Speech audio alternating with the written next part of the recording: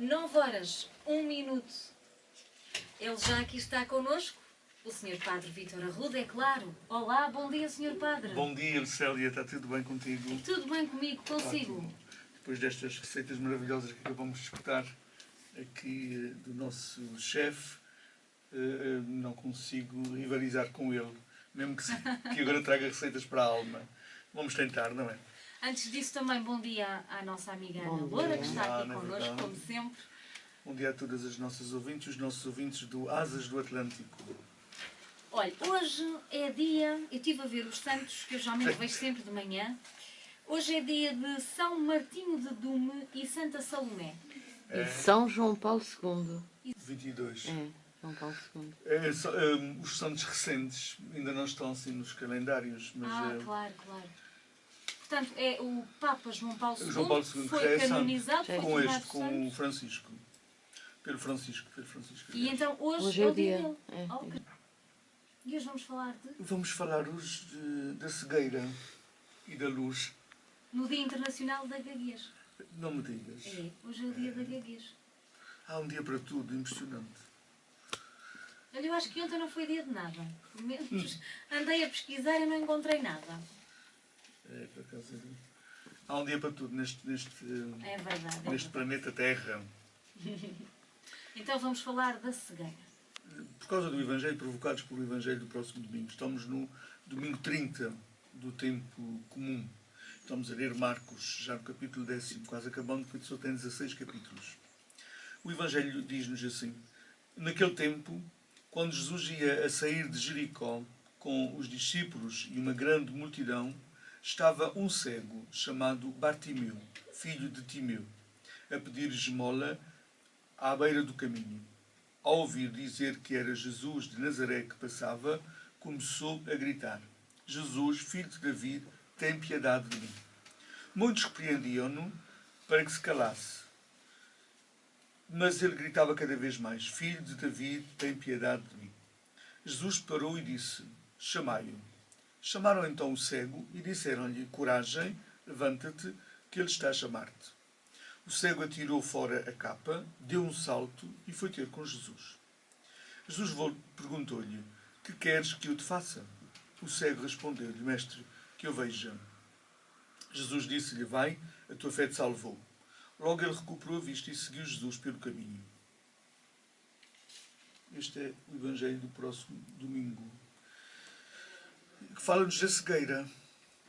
É uma cegueira simbólica que nós vemos aqui, porque em que situação é que estamos da vida de Jesus? Estamos naquela caminhada que ele está a fazer para Jerusalém.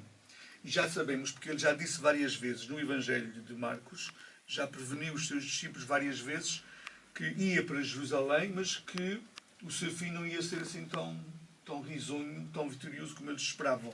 Que ele ia ser maltratado, ia ser preso, ia ser morto, inclusive. Mas aquela gente nunca quis convencer-se disso. Os apóstolos estavam sempre, e na semana passada víamos no Evangelho, preocupados com interesses do mundo e com um Messias. Queriam que Jesus fosse diferente daquele que Jesus tinha na sua cabeça. Queriam que fosse um Messias terreno, um Messias que assumisse o trono de Israel, e eles não desistiram dessa ideia. Os apóstolos, teimosamente, e muita gente que seguia Jesus, não desistiram dessa ideia até mesmo à ressurreição de Jesus, até mesmo ele desaparecer da face da terra. E sempre aquela ideia de que ele ainda podia ser o rei de Israel. Por isso é que quando acontece realmente o que Jesus tinha dito que ia acontecer, que é a sua morte, uma morte dramática em Jerusalém, as pessoas ficam de tal maneira desencantadas com ele e desnorteadas consigo próprios, porque não sabiam a que dedicar agora as suas vidas, que desaparecem. O cristianismo quase correu o risco de... a obra de Jesus quase correu o risco de morrer com ele, porque aquela gente ficou completamente desnorteada e desapareceu. Quando foi da hora da cruz, Jesus estava praticamente sozinho, com meia dúzia de pessoas ali à volta dele. E aqui, hoje ainda ele tinha uma grande multidão. Não se entende como é que havia grande multidão à volta de Jesus se ele tinha dito qual era o fim para que ia a Jerusalém, que era para morrer. Não se entende. Só se entende de uma forma, é que estavam mais cegos do que este cego. Por isso é que esta cegueira não é uma cegueira física apenas. Este Bartimeu É curioso que o Evangelho diz Bartimeu, filho de Timeu. A palavra Bartimeu já diz isso mesmo. Bar quer dizer filho. É um rapaz que é filho de um senhor chamado Timeu. Este homem representa todos aqueles que têm uma ideia de Deus na sua cabeça, dentro de si, e querem impor essa ideia a Deus. É aquilo que a gente tem dito várias vezes, é impor a nossa vontade, sobrepor a nossa vontade à vontade de Deus. No fundo, esta gente que estava aqui à volta de Jesus ainda estava convencida que aquilo que ele tinha dito sobre a sua morte dramática tinha sido um momento de devaneio da parte dele, uma frustração que ele deve ter tido, acordou mal disposto naquele dia e disse aquelas coisas para fora. Eles ainda estavam convencidos que ele ia dar a volta à situação. Portanto, era tudo gente cega. No fundo, à volta de Jesus, ele estava rodeado de gente cega. Gente que tinha a chave na cheia, não queria de maneira nenhuma mudar as ideias que tinha de Deus e achava que Jesus é que estava errado e que ele é que tinha que mudar. E é nesta história, é no meio disto que se mete este homem, este cego Timeu, que é uma história simbólica aqui, sabemos. Então, o que é que este Evangelho nos pode trazer para a nossa vida? Primeiro, há aqui a situação do homem. O homem tem aqui 3 sinais que mostram uma vida parada, uma vida estagnada, uma vida que não arranca, está emperrada, empurrou ali qualquer coisa. Ele é cego, é mendigo e está sentado. São 3 expressões na Bíblia que significam isso mesmo. Uma vida que estagnou. Uma vida que estagnou. Esses 3 sinais depois são mudados na vida dele. É interessante nós lermos o Evangelho com atenção para perceber que o autor sagrado, o evangelista, teve a preocupação de mostrar estes 3 primeiros sinais, cego, mendigo e sentado. E vai trocar depois por outros 3 sinais a seguir. Mas este homem, portanto, era uma vida que tinha estagnado. Ele tinha desistido de viver, no fundo. Tinha desistido de viver. Mas a pior cegueira, a pior doença para ele não era ser cego. Era ser excluído. Ser excluído. Não estar na sociedade. Não estar em comunhão com as pessoas. Porquê é que ele não estava em comunhão com as pessoas? Porque as doenças, para os judeus, eram símbolo de pecado. E uma pessoa pecadora não se podia misturar com as outras porque podia contaminar as outras. Então, sempre que tinha uma doença, quanto mais grave fosse a doença, maior teria sido o pecado daquela pessoa para que ela estivesse assim doente. A ignorância é assustadora, não é? Daquela gente. E Jesus sempre quis libertar uma coisa da outra. Sempre quis libertar a cabeça das pessoas de que uma coisa não tem nada a ver com a outra. A gente pode ter doenças que não têm nada a ver com o facto de sermos pecadores. Fazem parte do nosso historial, vivemos neste mundo. Então, este homem era assim. Por isso, e aquela gente que está ali à volta de Jesus, de início, repreendiam-no para que se calasse. Não mandava o cara, quer dizer, tu estás incomodando a gente. Estás incomodando a gente. Este homem, é impressionante nós vermos isso. Hoje em dia, há muitas formas das pessoas que estão supostamente próximas de Jesus afastar outras por alguma razão. Afastar outras. É impressionante. Eu tenho os meus sacramentos todos direitinhos na minha igreja. Eu sou batizado, sou crismado, fiz a minha primeira comunhão, sou casado catolicamente, é o que sou certinho. É que tenho direito a estar ali à volta de Jesus. Os divorciados por alguma razão da sua vida que falhou o primeiro casamento e depois voltam a casar, ou os que estão em união de facto, ou os que estão com alguém e que são felizes assim, esses não estão certinhos diante da igreja, esses têm que estar excluídos. Esses têm que estar excluídos. Quem é o cego nestas histórias? O cego é sempre aquele que não acolhe o outro. É sempre aquele que não inclui o outro. Que se acha melhor do que o outro. Esse é que é o cego sempre.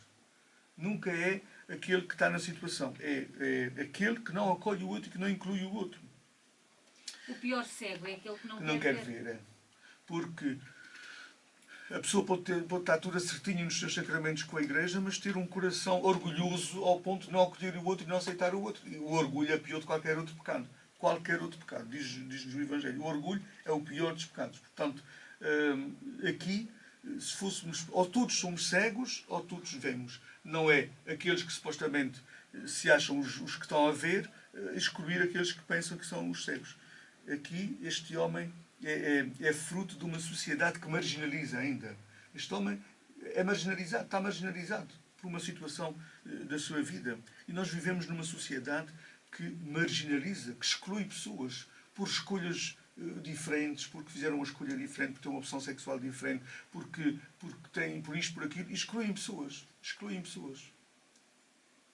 É impressionante nós vermos, no século XXI, que estamos a viver, com imensos problemas que nós temos atualmente no mundo já deviam estar resolvidos. Porque o homem não devia ter memória curta, devia olhar para a história e saber que a solução que está dando aos problemas atuais não é a solução certa.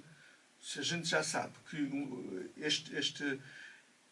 estes meios que estamos usando vão levar o mesmo resultado que levaram antes, porque é que a gente está usando as mesmas coisas sabendo que o resultado vai ser um fracasso? Portanto, os homens não aprendem, nós insistimos em não aprender com essa história, nós vivemos num mundo em que a religião ainda exclui pessoas, ainda separa pessoas. É impressionante. É impressionante.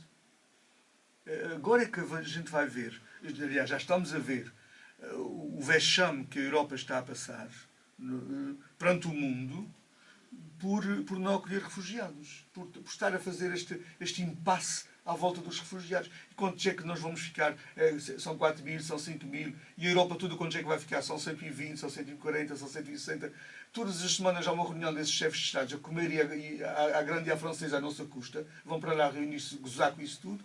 E depois saem com um pormenorzinho deste. A gente acrescentou esta reunião, acrescentamos mais 40 mil refugiados. Depois para a semana mais isto, mais aquilo. Que estão a brincar com o quê? As pessoas são números ou são pessoas? É impressionante nós vermos que há países muito mais pobres que qualquer país da Europa, que vivem ali à volta dos países que estão em guerra e que estão com 1 milhão, 2 milhões, 3 milhões, 4 milhões de refugiados a acolher nos seus países. E são países pobres. E a Europa está discutindo 160 mil só porque essa gente tem uma religião diferente e pode ser perigosa. A gente põe tudo no mesmo saco para já. Põe tudo no mesmo saco. Pode vir meia dúzia de perigosos no meio de 200 mil ou coisa e a gente fica logo todos assustados, todos com medo. Podemos viver já com algum perigoso no Porto Alado? Absolutamente. Não são só os muçulmanos. Os muçulmanos são tão crentes como nós.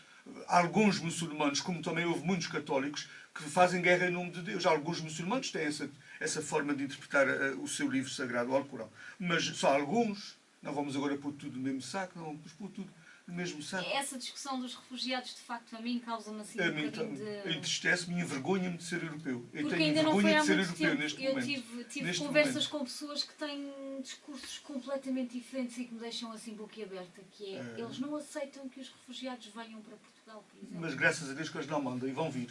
Vão vir. Bem bom. Eu acho que sim, eu acho que nós devemos é de estender a mão e ajudar. Então não é. Amanhã há de se ver como é que vai se resolver. Amanhã há de se ver. Pelo amor de Deus, pá, como é que... A gente não pode compadecer-se dessas situações, dessas pessoas que têm essas mentes fechadas e pronto, não entra nada nessas cabeças. Mas já começa a cansar. Esse tipo de pessoas de mente fechada começa a cansar imenso. Cansa imenso uma pessoa. Epá, abre essa cabeça. Abre essa cabeça. Estás cego. Estás cego. Podia ser connosco. A gente podia também querer. A dar a hipótese a eles terem os direitos básicos. Estamos a falar do básico aqui. Estamos os a falar direitos humanos? Do básico. Então não é. Epá, então como é que a Europa... E a Europa tem a forma de ser cristã. Isto é ser cristianismo. Isto é cristianismo. Isto o que é? A gente não quer que mexa na nossa algebeira. A gente não quer que mexa na nossa casinha. A gente não quer que mexa na nossa rua. A gente não quer que mexa no nosso quintal. Isto havia de haver uma guerra total neste país para a gente ver o que é que custava a vida. A gente ia aqui a ver o que é que custava a vida. Eu fico doido às vezes com certas coisas. Doido com a atitude das pessoas estagnadas. Estão como este cego. Sentadinhas na sua casinha direitinho, o seu empregozinho, a sua famíliazinha, o seu quintalzinho, a sua visita à noite ao fim de semana ao restaurantezinho e não querem que se mexa nesta vida. Não querem que se... Os outros que se lixem. Minha vidinha está toda direitinha. Os outros caem-lhes a casa em cima, bombas, não importa, não foi na nossa, graças a Deus que não foi na nossa. Filhos, e não tem direito de fugir. As pessoas fazem uma oração logo a seguir diabólica, isso é uma oração diabólica, faz-se ao demónio, uma oração dessas faz-se ao demónio. Graças a Deus que não foi na minha casa. Isto o que é? Isto o que é? Sim. Onde é que a gente está? Cegueira, isto é cegueira pura. E o cristianismo está cego. Nós estamos cegos. Temos um Papa que disse logo, as portas das minhas 2 paróquias estão abertas já. Não se preocupa com o amanhã. Claro que se preocupa com o amanhã. Há de se resolver? Há de se resolver, pá. Quem tem uma atitude dessas de acolhimento, depois resolve. Imagens de crianças a eles com as crianças. Pelo amor de Deus, se fossem os seus filhos, como é que era? A gente olha só para o nosso umbigo. É só para o nosso umbigo que a gente olha. A nossa vidinha certinha e direitinha aqui. Só porque estamos com poucos empregos em Portugal. Não falta trabalho em Portugal. Quanta gente recusa empregos aqui? Quanta gente, mesmo nesta ilha, quanta gente recusa empregos? Porque não lhe convém, porque o horário não é conveniente, por causa disto, por causa daquilo, e a gente agora queixa-se. Isto revolta interiormente porque, e temos que dizer as coisas, como deve ter revoltado Jesus muitas situações das pessoas, desta gente que estava à volta dele, sempre a impedir que os outros, pelo amor de Deus, vai curar a tua cegueira, criatura. Deixa-me em paz. Vai curar a tua cegueira. Vão curar as tuas cegueiras, é importante. Este homem, deste Evangelho de hoje, de facto, tem que nos trazer ao de cima esta realidade. Tem que trazer ao de cima. A gente está procedendo mal.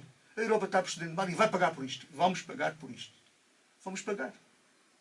Porque eles não vamos acolher-os a bem, havemos de acolher-os a mal. Havemos de acolher-os a mal. Eles já estão a entrar sem... Pois, a gente tem que acolher. Tirando aqueles países já estão cá. Eles já estão cá. Portanto, eles vão de vir por aí abaixo. Vão de vir por aí abaixo. Vão de se meter nos aviões e nos barcos, vão de vir por aí abaixo. Pois, claro. O problema é que no meio de tanto perigo, e muitos deles infelizmente morrem, ficam pelo caminho e com os barcos... Então não, o que essa gente está sofrendo? Como é que a gente não se compadece? Como é que a gente não se compadece? Só porque tem uma religião diferente e porque meia dúzia desses muçulmanos são terroristas. Só sou meia dúzia que são terroristas comparado com... Os muçulmanos têm 1 bilhão de seres humanos no mundo. O Estado Islâmico tem 200.000 ou 300.000 pessoas. Pelo amor de Deus, a gente não vai pôr todos no mesmo saco. A gente vai pôr todos no mesmo saco. Até porque se assim fosse, os cristãos tinham que andar sempre de cabeça baixa. Então não. Foram eles que... A nossa história, a história da nossa vida. Quantas vezes a gente já expulsou muçulmanos da Europa? Quantas vezes? Que também era deles. Quantas vezes a gente já matou em nome de Deus? Eu não gosto de radicalismos. Acho que haver... Pois, tem que haver não tem que haver. Essas coisas estão sendo bem trabalhadas. A gente tem que acreditar que as pessoas que venham e que vão ficar nas nossas ilhas, nas nossas ruas, nas nossas cidades, porque vão vir, quer queiramos, quer não, eles vão vir, é obrigatório, faz parte do acordo da União Europeia, quer queiramos, quer não. Essas pessoas já são filtradas, já vão vir filtradas no sentido de tu vens, é porque estás mesmo fugindo à guerra e porque és o pão para os teus filhos e para ti. Não vens porque és terrorista, não vens porque és qualidade de vida, não vens por isto. Isso vão ser filtrados. Pelo amor de Deus, a gente está com medo de quê? Que mexam na nossa portinha. A gente tem uma atitude tão pouco cristã, tão pouco cristã. A Europa está sendo tão... E, aliás, a prova de que a Europa está descristianizada é a atitude que estamos a ter com os refugiados. Isso é a prova de que o cristianismo é uma coisa que a gente arrumou na gaveta, porque agora o que a gente tem como critério na mesa é os nossos egoísmos próprios, os nossos interesses próprios. O refugiado vai mexer comigo, então se mexe comigo não pode vir. Se não mexer comigo pode vir. Se não for para a minha casa, ou para a minha rua, ou para o meu emprego. É essa a atitude que a gente está a ter, infelizmente. Infelizmente. Cega. Isso é cegueira pura que nós estamos a ser. Todos nós precisamos nos libertar dessa cegueira, como Jesus fez com este homem. O homem, depois, vemos a atitude dele, é interessante. Essas 3 coisas que ele tinha, de estar cego, mendigo e sentado, depois ele levanta-se, dá um salto, deixa a capa e segue Jesus. Quer dizer, as atitudes que ele tem... Quando Jesus se mete nas nossas vidas, isso gera-se logo uma qualidade de vida. Quando Jesus realmente é o centro do meu coração e todas as minhas escolhas implicam perguntar como é que Jesus faria, a gente não estaria a ter as atitudes que estamos a ter com os refugiados. Se a gente, antes de falar dos refugiados, pensasse o que é que Jesus faria neste momento, não havia discussão sobre isso. Estava resolvido o problema. Mas a gente não pergunta, mas um cristão tem que perguntar ao seu mestre como é que ele faria também na questão dos refugiados agora. Como é que ele faria? De certeza absoluta que a gente sabe como é que ele faria. Portanto, se a gente não está a fazer é porque a gente não pergunta ao mestre. E se a gente não pergunta ao mestre é porque o cristianismo, para nós, só o usamos quando convém, quando nos interessa. Quando me interessa dizer que sou cristão, eu digo. Quando Jesus me vai incomodar, porque ele vai mexer comigo, quando Jesus me vai incomodar, se eu perguntar a ele o que é que tenho que fazer e eu sei que a resposta que ele vai me dar é uma resposta que vai incomodar, então eu não quero saber de Jesus nessa altura. Ponho o cristianismo na gaveta. Agora não me convém porque eu sei que ele vai me incomodar na resposta que vai dar. Jesus não é para instalar ninguém, Jesus é para incomodar mesmo. Ele é mesmo para incomodar. Ele mexe connosco, mexe com as nossas entranhas, mexe com o nosso estômago, mexe com a nossa mente, mexe com a nossa alma. Jesus mexe connosco. E se não mexer connosco, isto o que é então que a gente está fazendo neste mundo? Como cristãos, o que é que a gente está fazendo? Se ser cristão não implicar acolher o irmão, independentemente da sua cor, da sua religião ou da sua situação, então para que é que serve o cristianismo? Para que é que a gente vai à missa? Se não for para a gente ser melhores para os outros. O Dalai Lama dizia isso. Qual é a melhor religião? É aquela que mais bem faz ao irmão. É aquela que melhor faz ao irmão. E isso é que é a melhor religião. Portanto, se a minha religião não acolhe o irmão, não aceita o irmão, não vai ao encontro do irmão, não é uma boa religião. Não é uma boa religião. Não é uma boa religião. A gente preocupa-se em acolher imagens de santos e de santas e de Marias e não sei de quem, mas porque essas não incomodam. Essas não incomodam. Essas são de madeira, não incomodam. Mas quando se trata do irmão, já é mais difícil. Onde é que a gente está? E os bispos, bem bom que os nossos bispos portugueses disseram logo: Portugal tem 4.000 paróquias, podemos receber 4.000 famílias. Disseram logo. 4.000 famílias porque tem 4.000 paróquias. Ou seja, cada paróquia em Portugal deve receber uma família. Pronto. É o número que a gente deu à União Europeia para dizer: nós, Igreja, em Portugal, também queremos fazer alguma coisa. Além do Estado estar a fazer, nós também queremos fazer alguma coisa. E aqueles que são verdadeiramente cristãos do Evangelho, que não querem ser cegos e fechados nas suas conchinhas e nas suas casinhas e na sua vidinha, esses estão abertos, estão bem. Venham, seja como for, têm que confiar. Temos que confiar. Temos que confiar. Muitas vezes nós precisamos de nos colocar no lugar dos outros. Então não é. Eu às vezes eu digo a estas pessoas é assim: imaginem que Põe-te era na pele aqui dos outros. que acontecia. Imagina que era o teu filho que estava em perigo de vida. Não é? Ou que não tinha pão para lhe dar. E não tinhas pão para lhe dar. Como é que é isso? É verdade. Nós, as pessoas, a gente tem que abalar as pessoas, temos que abalar as pessoas. O cristianismo foi para abalar. Jesus escandalizou muita gente, constantemente escandalizou. E quando não se escandaliza, quando a gente só diz pães quentes e cozinhas quentinhas, isso não incomoda. O seu padre falou muito bem, mas quando mexe, quando revolta, quando as pessoas ficam chateadas com aquilo que a gente diz, é sinal que aquilo está mexendo com elas. E Jesus também fez, foi assim. Jesus também fez, foi assim. Isso é importante, é importante. Nós temos que nos sentir mexidos com esta situação. E nós não podemos dormir tranquilos sabendo o que está passando na Nairobi e a gente não mexer nada, não fazer nada. Não podemos dormir tranquilos, a não ser que a gente sejam pessoas imensamente egoístas, cegas para o mundo, não vemos nada, em vez de ver o telejornal a gente vê novelas e depois não sabe o que é que se passa no mundo, porque a gente prefere viver na ignorância, para não mexerem connosco. Sempre para não mexerem connosco. É difícil aquelas imagens não mexerem. Então não, aquilo dói a alma de qualquer pessoa. Dói a alma. A gente gosta tanto dos nossos filhos, mas eles também gostam dos seus filhos.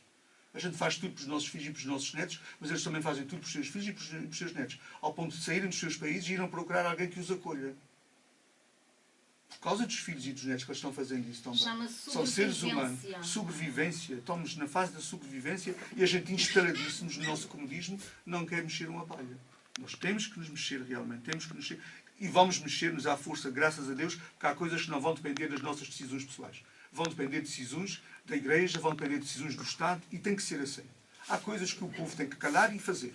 Porque é assim que tem que ser. É assim que tem que ser. E Nosso Senhor também foi assim. Vocês querem muito bem, não querem muito bem a mesma. Não há problema nenhum. Não há problema nenhum. Jesus teve isso com os seus apóstolos várias vezes. Até que Pedro uma vez disse assim: ó Senhor, para onde é que a gente há de ir? Só tu tens palavras de vida eterna. Esta resposta de Pedro é tão interessante. Ó Senhor, eu não concordo com muitas coisas que tu dizes, mas eu sei que tem que ser assim. Portanto, tu tens palavras de vida eterna. Tem que ser. Porque Jesus manda mais do que eu. E Jesus manda mais na Igreja do que o próprio Papa e os próprios bispos. E sei que se a gente perguntar a Jesus o que é que ele faria, a gente vai ficar com problemas de consciência por aquilo que está fazendo. E vamos à agenda desta semana. E vamos à agenda, que isto tinha pano para mangas. Pois como tinha. se costuma dizer, este assunto É um assunto polémico, mas quando a gente mete Jesus no coração e a sua palavra na nossa mente, o assunto deixa de ser polémico. A atitude é esta: acolher, ponto final. Amanhã há de se ver como é que vai ser. Eu, independentemente da minha região, acho que isso tem a ver com a questão humanitária. A humanidade aqui é como ser humano. Estão a ser roubados os direitos básicos, os direitos humanos àquelas pessoas. E elas têm direito de os Eu acredito que haja recuperar. imensa gente que não é cristã e que já está acolhendo refugiados. E não são cristãos. Não são cristãos, mas já estão acolhendo. Em nome da humanidade. Nós somos cidadãos do mundo, todos. Somos todos cidadãos do mundo. Todos temos direito à qualidade de vida. E estamos todos aqui só de passagem. Não é? Todos de passagem. Por mais quintalinhos ou casinhas bem feitinhas que a gente tenha, a gente está só de passagem aqui. Vamos então Esta semana estamos a fazer as reuniões de leitores, ministros da comunhão e grupos corais, que são a liturgia, as missas, os serviços da Eucaristia. Hoje ainda há na matriz às 20 horas, a reunião de leitores, ministros da comunhão e grupos corais. Ninguém dá do que não tem, ninguém nasce aprendido. Todos precisamos de formação para estes serviços que prestamos, porque a missa é uma pérola preciosa para a gente fazê-la assim, sem preparação. Hoje às 20 horas, missa às 19 na Matriz. Amanhã a missa às 18h30 em São Espírito e às 19 horas também a reunião de leitores, ministros da comunhão e grupo coral. No sábado temos às 17h30 no aeroporto a reunião dos leitores, dos ministros da comunhão e grupos corais do aeroporto. E depois temos a missa às 19 horas. Recordo que no próximo sábado para domingo muda a hora no nosso país e na Europa. Atrasamos os relógios uma hora. É. Então, os horários das missas mantêm-se os mesmos, à exceção do aeroporto, que passa a ser aos sábados às 18 horas, e nas paróquias atrasa meia hora. Portanto, passam as missas para as 18 e a da Matriz para as 18h30. Mas recordo que neste sábado ainda o aeroporto ainda é às 19 horas. Recordo também a Comissão de Festas do Coração de Jesus de Santa Bárbara vai realizar um jantar de São Martinho no sábado, dia 14 de novembro.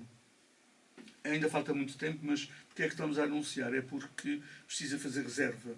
Porque a emenda são 2 tipos de comida, ou caldo de nabos ou carne assada. E a pessoa tem que dizer qual é aquela que escolhe para depois preparar o suficiente com antecedência. Os números de telefones estão nos cartazes que são distribuídos em todas as igrejas, estão nos cafés aqui da nossa ilha. Portanto, as pessoas que estejam interessadas é a favor das festas do Sagrado Coração de Jesus 2016, angariação de fundos. Mas mais importante do que isto é o convívio, o estarmos juntos, porque o mais importante nas nossas vidas são sempre as pessoas. Um bom dia para todos e para todos os nossos ouvintes. Obrigada, bom dia.